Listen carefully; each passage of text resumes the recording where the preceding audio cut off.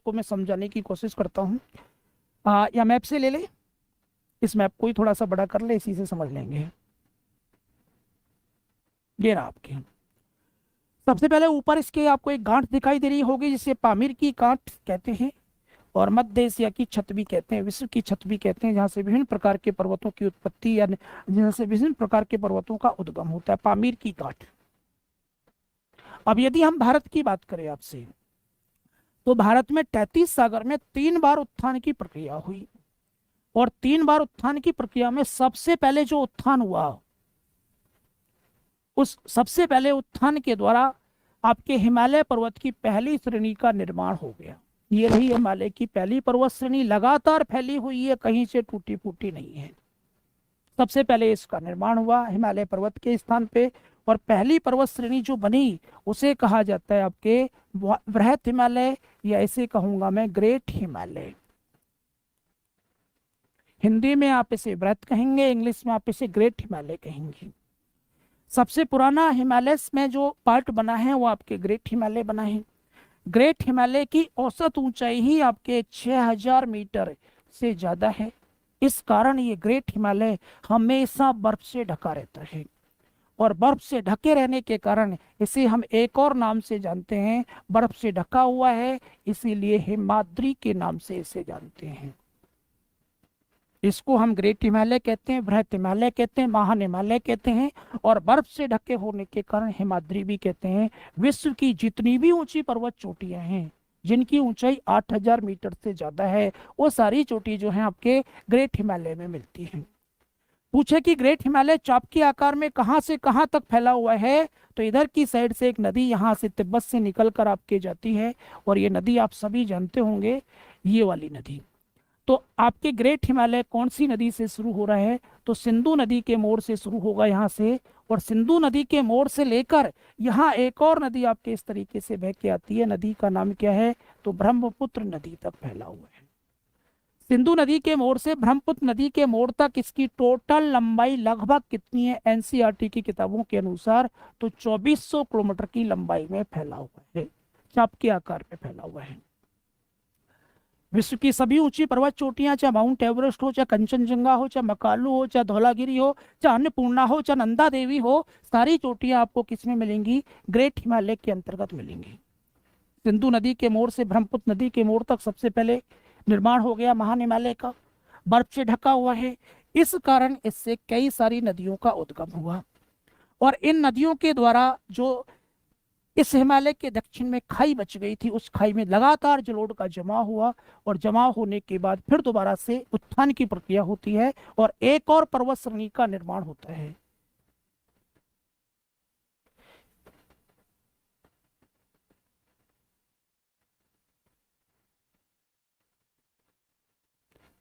तो यहाँ अगर हम बात करें, विजय राजपूत ने क्वेश्चन पूछा है कि भारत का सबसे नवीनतम भौतिक प्रदेश कौन सा है, तो बेटा पश्चिमी मरुस्थल रहेगा। पहले मैदान का निर्माण होगा, मैदान में वर्षा कम होगी तो फिर आपके मरुस्थल का निर्माण होगा। थार का मरुस्थल 33 सागर का ही अवशेष है। सरस्वती नदी बहती थी, हरा भरा हुआ करता था, लेकिन धीरे धीरे सरस्वती नदी लुप्त हो गई, और यहाँ की जलवायु में शुष्कता बढ़ती चली गई, और जो आपके उपजाऊ मैदान था वो धीरे धीरे आपका कमजोर हो गया है।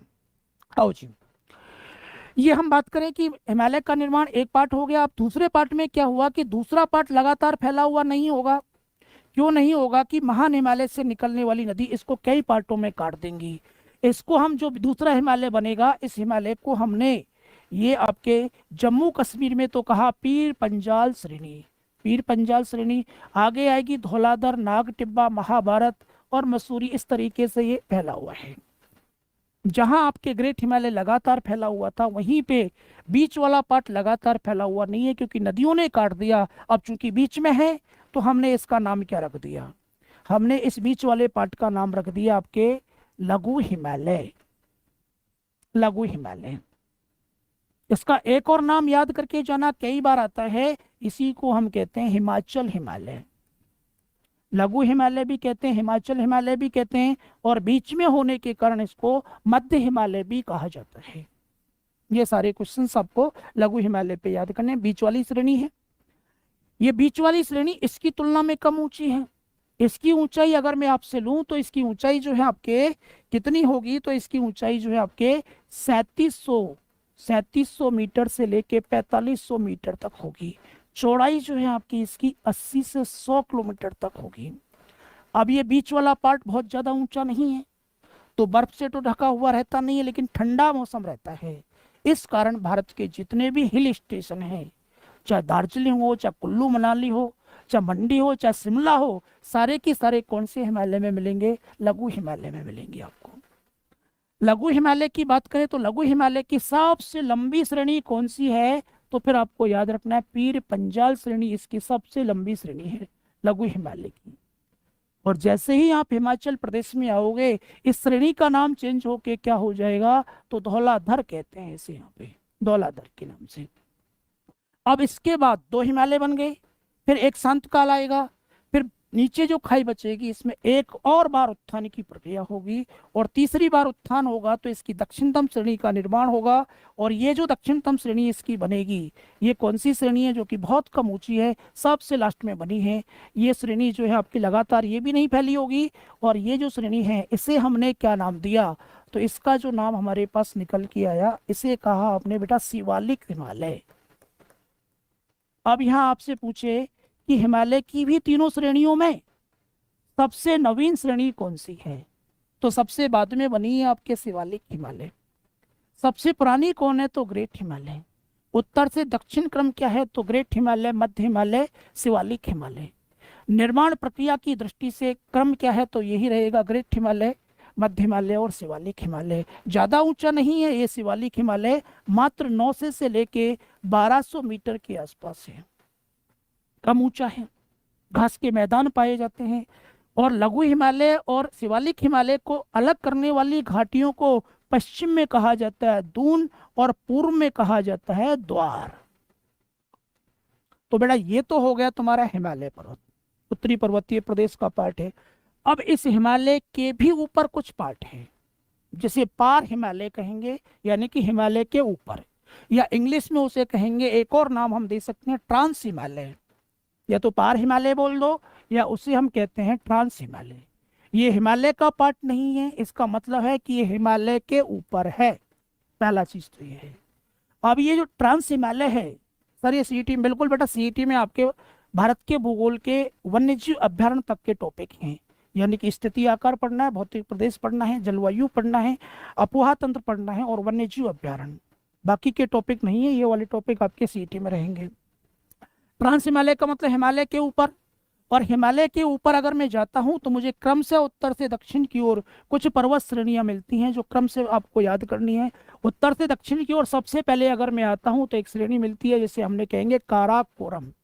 और काराकोरम के नीचे अगर मैं आ जाता हूं तो दूसरी पर्वत श्रेणी मुझे मिलती है जिसे कहा जाता है आपके लद्दाख।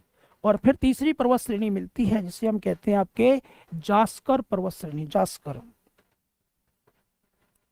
तीसरी पर्वत श्रेणी यहाँ मिलेगी, उसे जास्कर कहेंगे। और एक हमारे यहाँ तो नहीं है, लेकिन इसी का पार्ट एक और आपको मिल सकता है, वो तिब्बत के पठार पे, जिसे आप कहेंगे कैलाश।